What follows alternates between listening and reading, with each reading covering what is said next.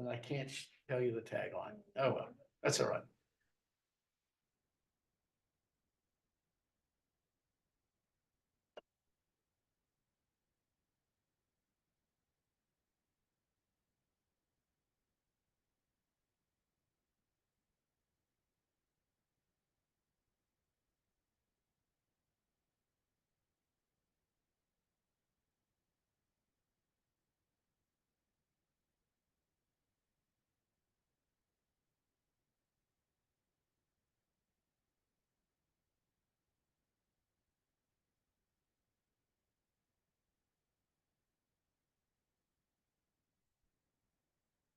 Shoveling.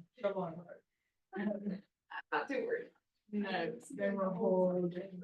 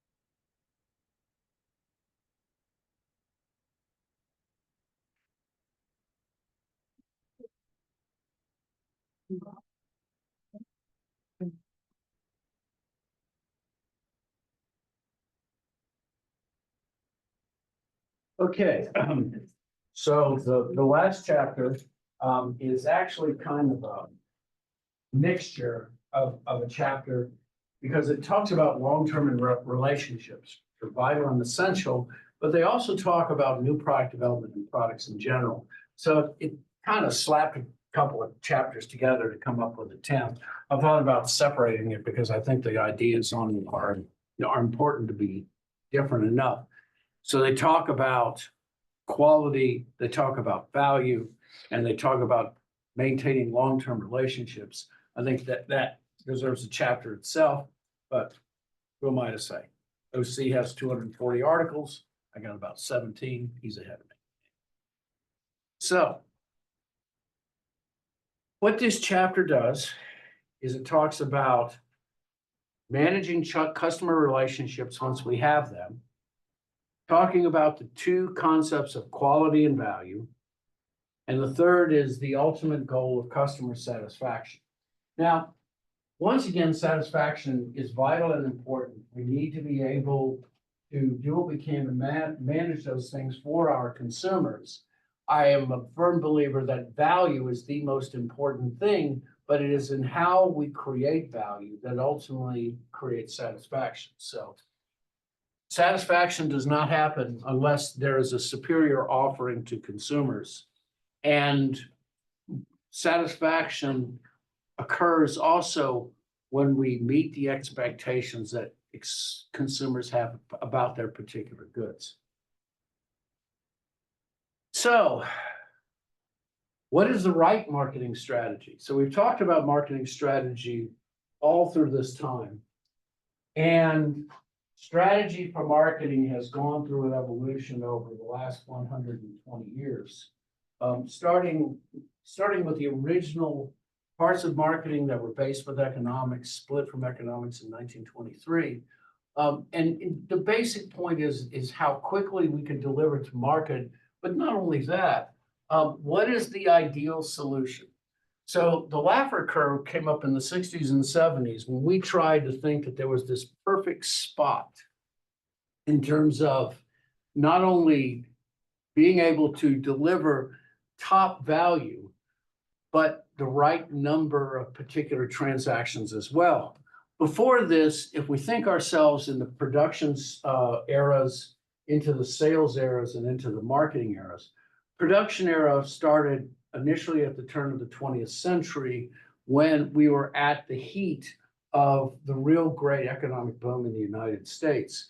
Started in around 1870, right after the end of the Civil War, promoted into the 1880s, especially by the Smoot Act of 1870. I can't remember which one it was. Anyway, enormous production in the United States, moving into the 20th century. And the expectation was all we have to do is build it and consumers will buy it.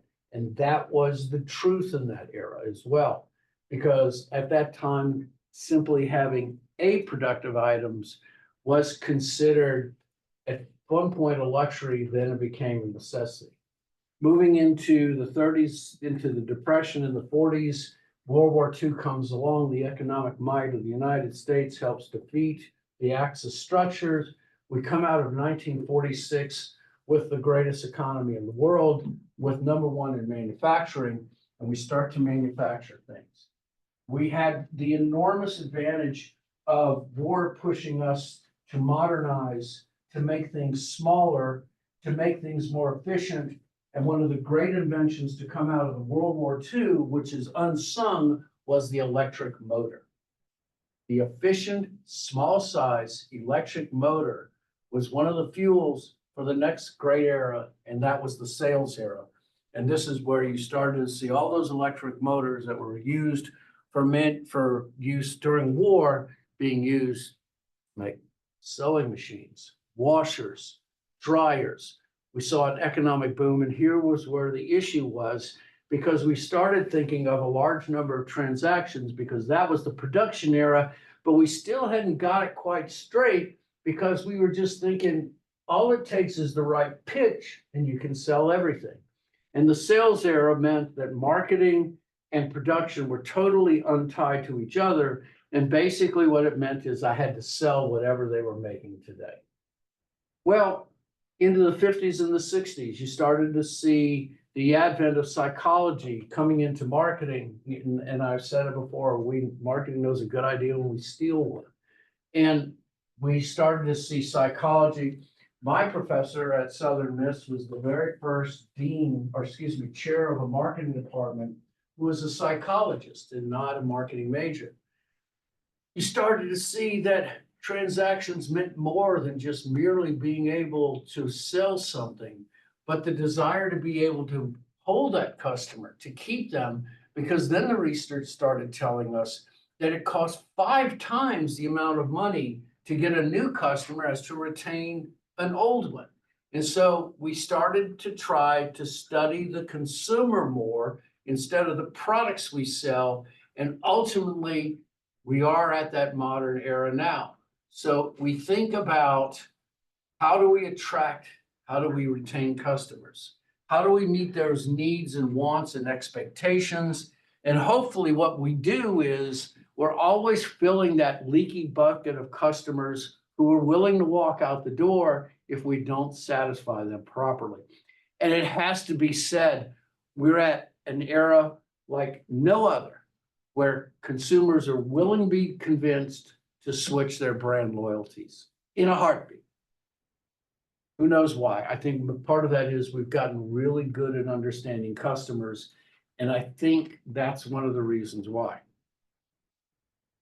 So how do we gather all that data? The data is gathered in what's called a customer relationship management system, or CRM.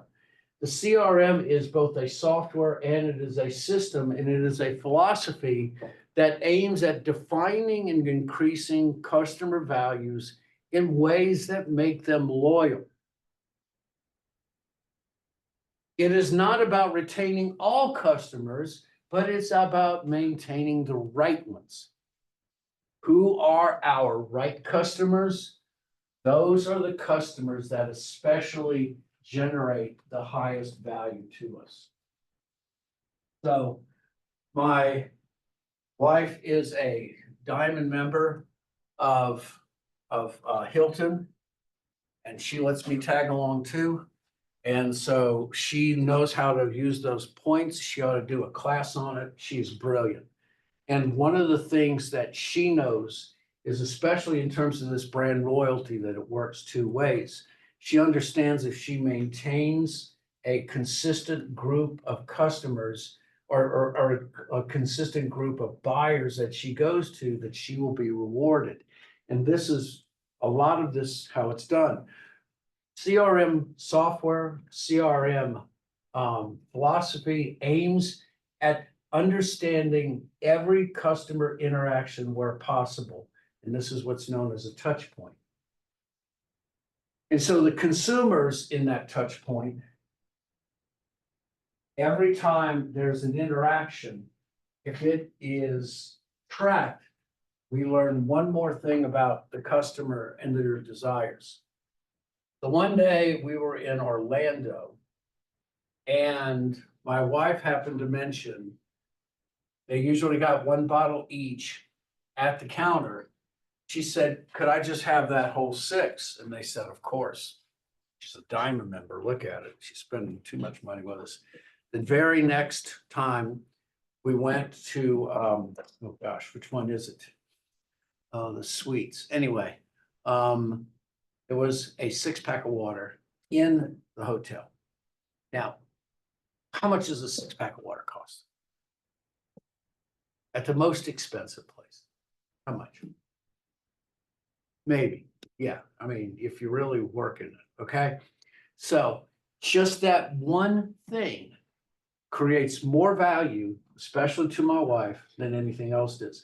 But it's also important to understand that CRM software is not just aimed at the customers, it's aimed also at the supply chain partners, the internal, external stakeholders. It's aimed at everyone, because hopefully what you're doing is you're creating a successful interaction with all of those managers who basically wish to be able to grow with the consumer. And so what you do from this is you shift them from customers to clients. Customer denotes a discrete transaction from each consumer. It is, as Hyde said, you drive up to a gas station, pay cash, and never come back again. But we know that that is not the single interaction that that consumer will have for the rest of their lives. So if we think about it, it is more than just the mass market, all of those other things to start, but also what it means is that we move what we consider consumers to be, and we start to drill down to know exactly who they are and how to maintain them. We might use some traditional marketing methods to attract them, but we won't be able to use them to retain them. And so we shift our ideas from this being a continuous kind of interaction with a customer. And hopefully what we'll do is that instead of us just simply buying things from me, that we collaborate to make a greater value overall. So what is the goal?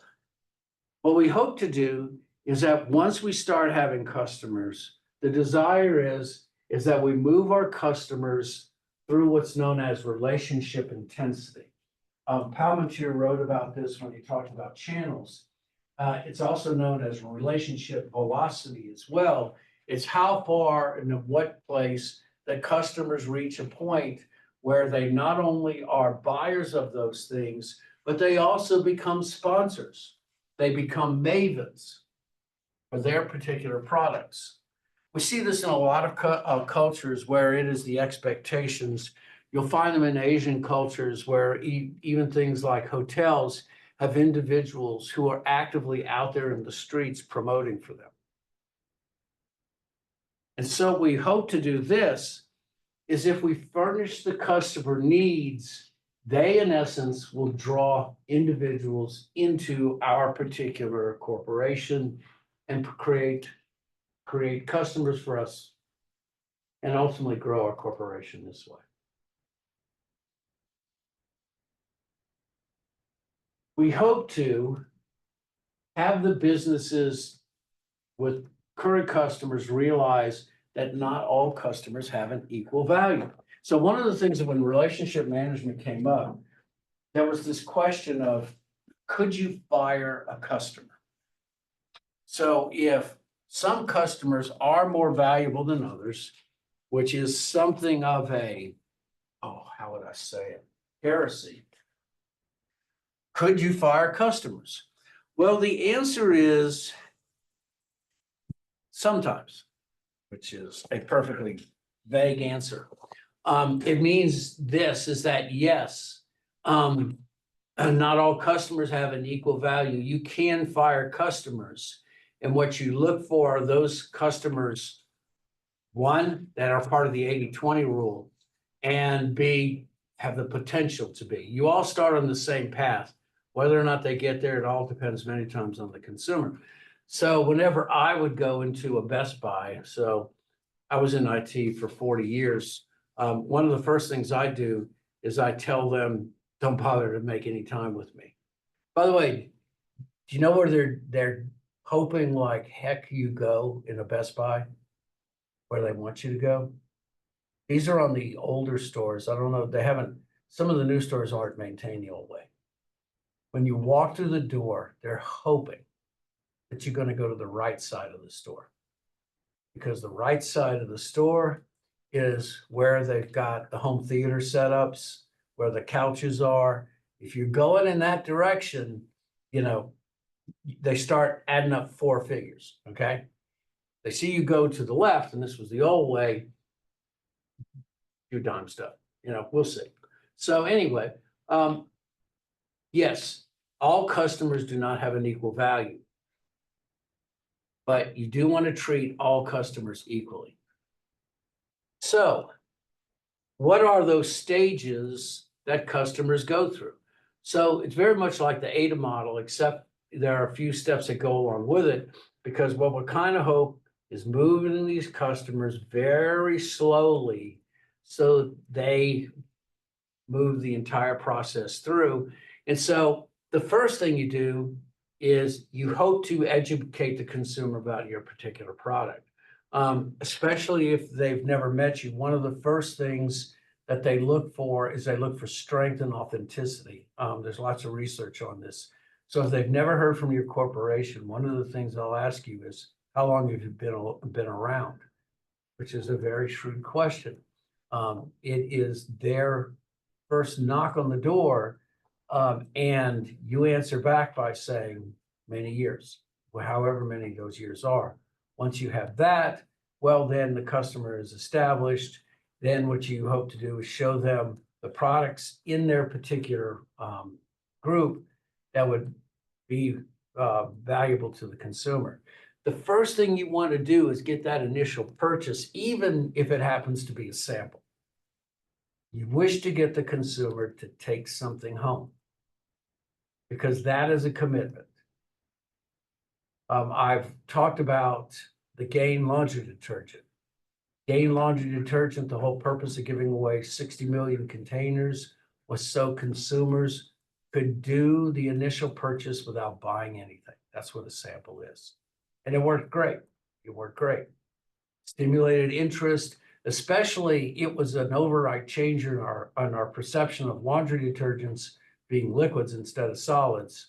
And so anyway, that purchase leads to the repeat customer. You have satisfied my needs and wants. You've met my expectations. There may be repeat purchases in there. You can hope and effectively, you know, at this point, it all boils down to the product itself, you know, delivering the value, the expected value that it should. And then once you become a repeat customer, you in essence become a client in which you really start to create loyalty bonds that limit the consumer's ability to change back and forth. You encourage that as well in customer programs, in frequent flyer miles, in all of those, because what you wish to do is encourage repeat behavior, and you want to, as time goes on, personalize those particular products you want to deliver to the consumer. Once you hit that other end, you become more than just an individual who is enjoying those products. You become part of a community. The community is creating social bonds with each other over a particular product. And sometimes it isn't, sometimes it can be small. Do you realize oh my God, the collections of Pez in the United States? It is astonishing, the Pez collections that people have. There is, what do they call it? You got to go on Netflix and look for The Pez King. It is a great documentary, talks about Pez, the whole Pez community, and it talks about this one guy. So, interesting thing about Pez. Pez had an office in Europe. That's where Pez comes from. They had an office in the United States, but incredibly enough, they had no trade agreement with the United States. It came from overseas, came to here. But because they had no trade agreement, it meant that I, as an individual, could go to Europe, buy the Pez containers there, bring them to the United States and resell them, and there was nothing that Pez could do about it. So that's where the story starts. I would go watch it yourself. So you finally come from a community to become an advocate. You create bonds within the groups themselves. You start to have your own particular language.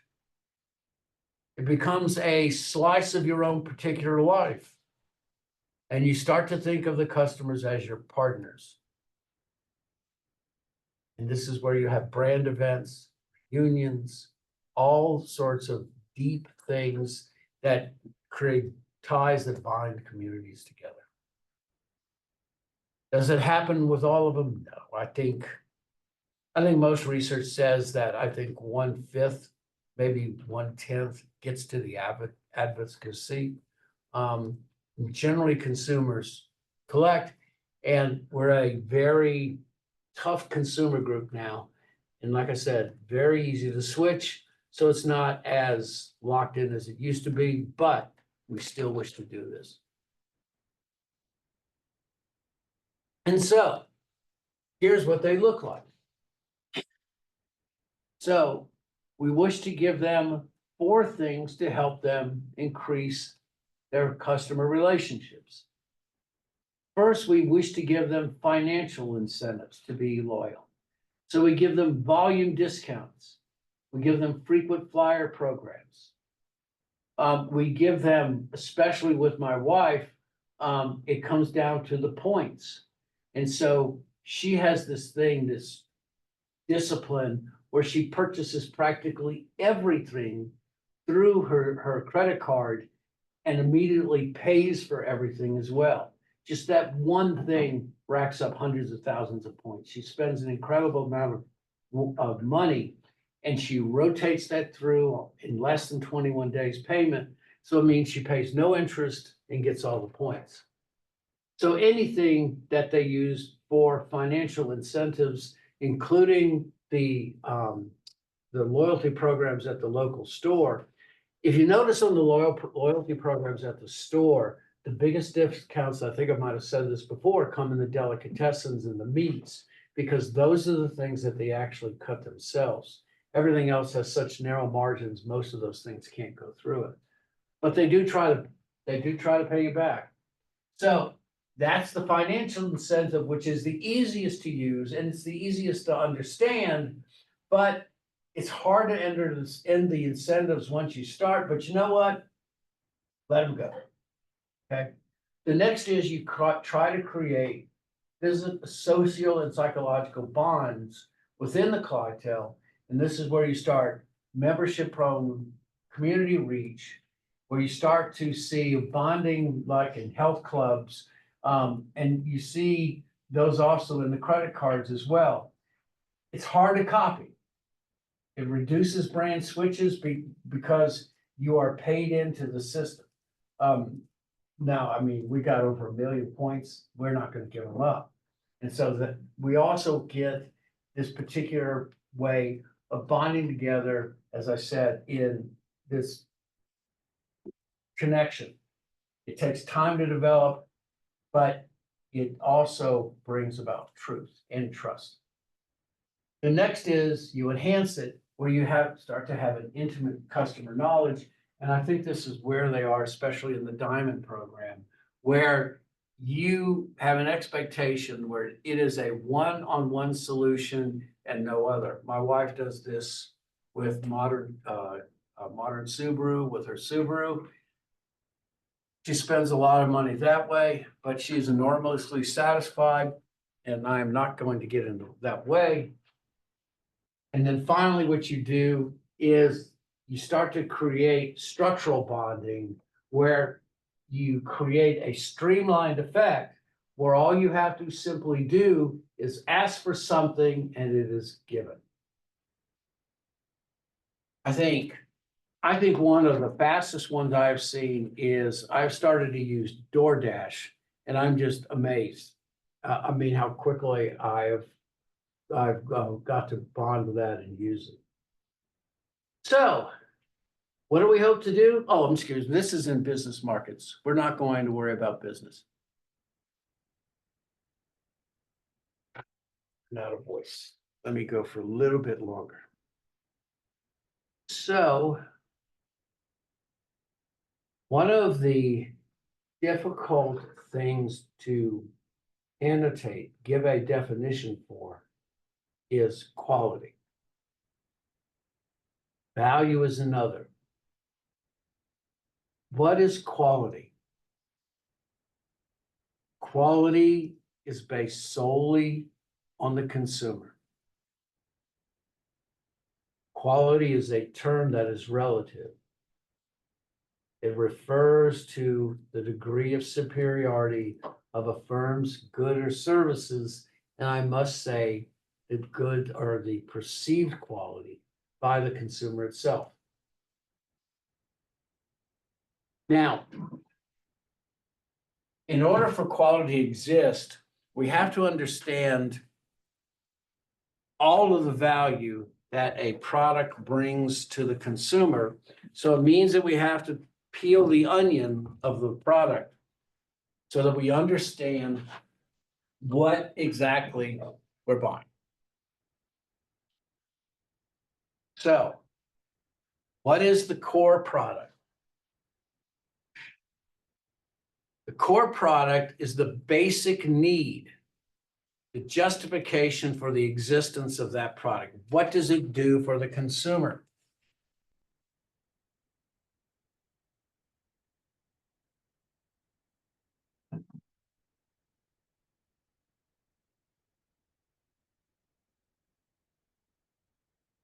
The way Theodore Levitt described it is when you go to the store, you do not want to buy a 1/4-inch drill. Your purpose is to get a 1/4-inch hole. That's the purpose of the drill itself. And so when you're thinking, as you should as a marketer, that is ultimately your perception should help you understand what value it brings. Excuse me, hold on. It's going to be a little bit easier to explain. Okay. So,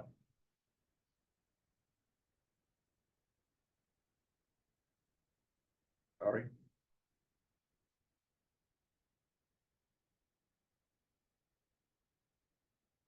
So, the core product, the dimensions are the people, the processes, and the physical evidence. If you look on this, you look at the core product of a Silverado, its core product is transportation or hauling. If you look at Verizon, it's communication. John Deere, lawn maintenance. Waldorf, large lodging, tires, Michelin. The supplemental product It's every feature that is added to enhance the total product, not crucial to the product assumption itself. These are the things that are symbolic, that in essence bring prestige. And so if you look at the supplemental products around them, these are the things such as the accessories, the phone options, the better screens, the folding phones, the transfer of data files. All of those things are the supplemental products, those extra things that make those particular products unique.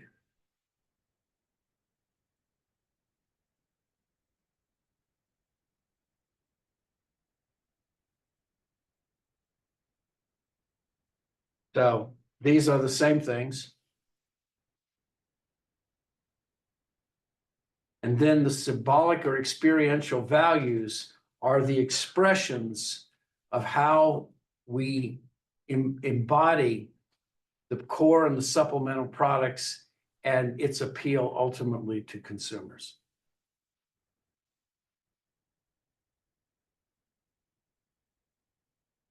So why do firms struggle with improving quality?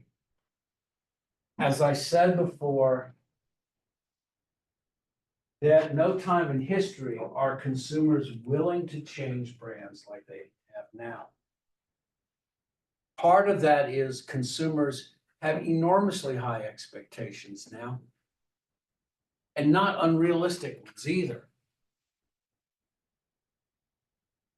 We are now competing in many ways, many mature markets. Even Bitcoin is a mature market now. The only burgeoning markets that I can consider right now are artificial intelligence, and we're barely on the cusp of that.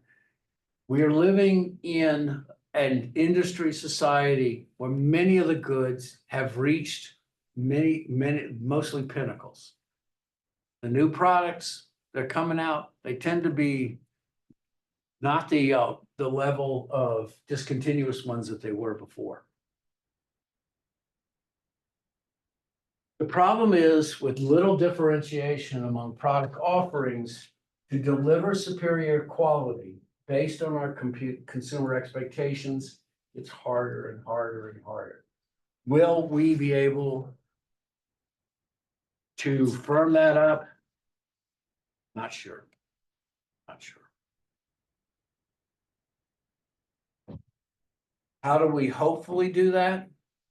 Well, we hope to understand what the consumer's expectations are. It all comes down to research.